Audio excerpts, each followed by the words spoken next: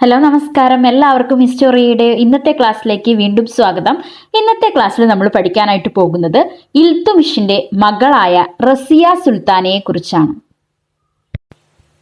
ഇനി ആരാണ് റസിയ സുൽത്താന എന്ന് ചോദിച്ചാൽ, ഒക്ടോബർ 10, 1236 മുതൽ ഒക്ടോബർ 14, 1240 വരെ ഇന്ത്യ ഭരിച്ച ആദ്യത്തെയും അവസാനത്തെയും വനിതാ മുസ്ലിം ഭരണാധികാരിയാണ് റസിയ സുൽത്താന.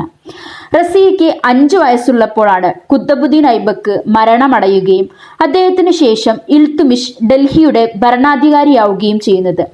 പിതാവിന് പ്രിയങ്കരിയായതിനാൽ റസിയ ചെറുപ്പം മുതലേ ഭരണത്തിൽ തൽപരയായിരുന്നു.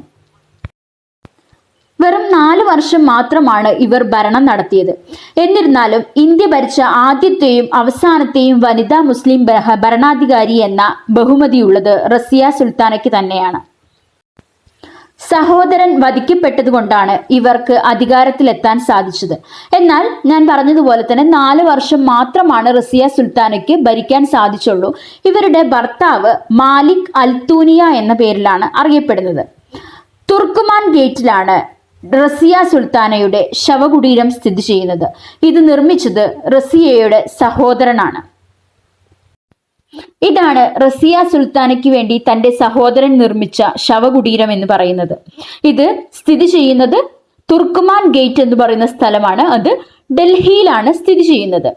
അപ്പോ റസിയ സുൽത്താനയെ കുറിച്ച് കൂടുതലായിട്ടുള്ള വിവരങ്ങളൊന്നും നമുക്ക് ലഭ്യമല്ല. എന്നിരുന്നാലും ഇന്ത്യ ഭരിച്ച ആദ്യത്തെയും അവസാനത്തെയും വനിതാ മുസ്ലിം ഭരണാധികാരി എന്ന ബഹുമതി നേടിയിട്ടുള്ള ആളാണ് റസിയ സുൽത്താന എന്ന് പറയുന്നത്.